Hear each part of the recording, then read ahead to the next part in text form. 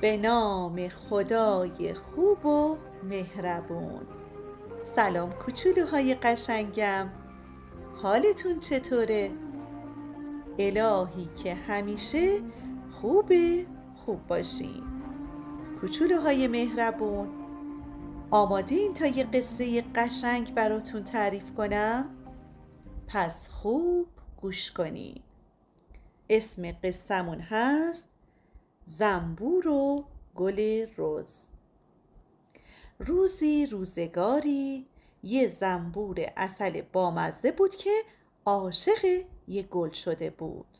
البته این اصلاً عجیب نیست، چون زنبورا معمولاً عاشق گلا میشن.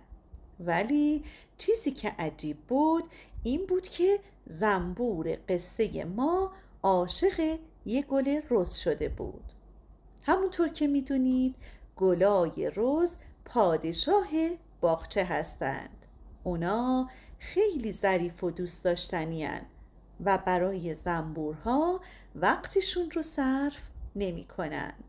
اما این گل رز خیلی فرق داشت. همونقدر که زنبور اون رو دوست داشت، گل رز هم زنبور رو دوست داشت. یه روز ملکه داشت از کنار باغ رد می شد که ناگهان به باغبون گفت: من به تو دستور میدم که از این به بعد هر روز یه سبد پر از گل رز برای من بیاری. باغبون به ملکه قول داد که حتما این کار رو انجام میده.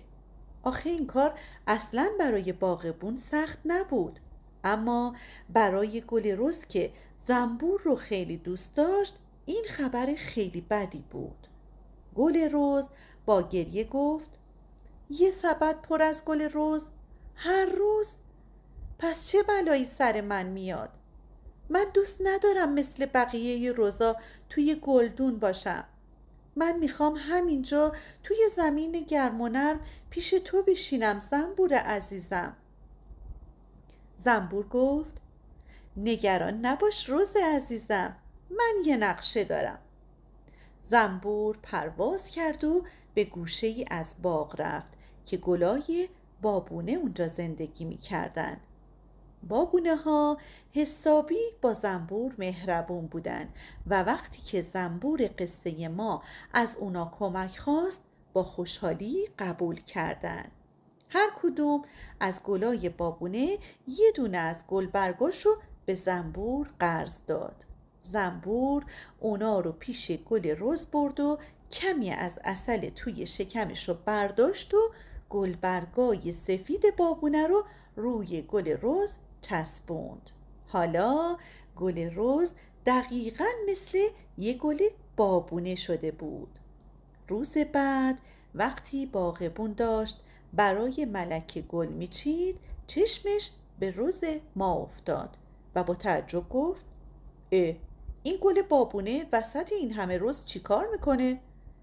البته مهمم نیست، چون ملکه فقط گل رز میخواد نه بابونه. پس باغبون سبد گل ملکه رو پر کرد و رز زیبای ما رو امن و امان به حال خودش رها کرد. گل رز با خوشحالی گفت: زنبور عزیزم، نقشه تو عالی کار کرد. باغبون فکر کرد که منم گل بابونم. تازه این گلبرگای بابونه هم خیلی قشنگن و هم توی نور خورشید می درخشن. هفته ها گذشت و همه خواهر برادرای گل رز خیلی خوشحال بودن که به کاخ ملکه میرن و اونجا رو تزیین میکنن. اما گل رز ما خوشحال بود که توی گلای بابونه جاش پیش زنبور مهربون و باهوش خودش امنه. اما خیلی زود گلبرگای بابونه شروع کردن به افتادن. اینطوری باغبون خیلی زود حقیقت رو میفهمید. اون وقت دیر یا زود گل رز رو میچید و برای ملکه میبرد. زنبور به رز گفت: چرا گریه میکنی رز عزیزم؟ گل رز گفت: گلبرگای بابونه دارن میافتن. تو که نمیتونی تا ابد برای من لباس بابونه درست کنی. اصلاً فایده نداره. باغبون حتما منو میچینه. زنبور گفت هیچ چیزی با عشق غیر ممکن نیست. و توی یه چشم به هم زدن زنبور به یه پری زیبا تبدیل شد. پری گفت ببخشید که زودتر بهت نگفتم که من یه پری هستم.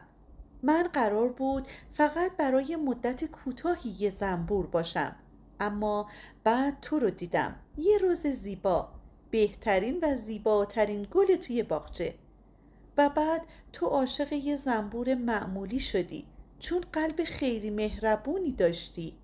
برای همین منم میخوام که یکی از آرزوهای تو رو برآورده کنم.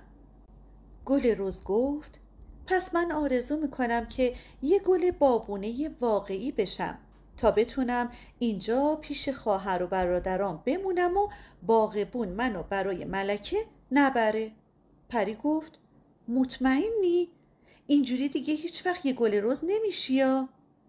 گل گفت من ترجیح میدم که یه گل بابونه باشم تا بتونم شاد و آزاد باشم و پیش تو بمونم. پری گفت منم همیشه کنار تو میمونم. پس گل رز به یه گل بابونه تبدیل شد و کنار بقیه بابونه های توی باغ زندگی کرد. پری هم دوباره تبدیل به یه زنبور شد تا بتونه مثل روزای قبل کنار گل بمونه. شاید شما فکر کنید که گل رز بهتر از گل بابونه است، یا اگه میتونستید انتخاب کنید ترجیح میدادید که یه پری باشید تا یه زنبور.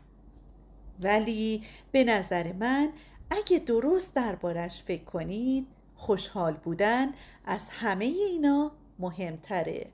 مگه نه بچه‌های قشنگم؟ امیدوارم که از قصه امشبم خوشتون اومده باشه. پس تا یه روز دیگه و یه قصه دیگه شما رو به خدای بزرگ میسپارم. خدا یار و نگهدارتون.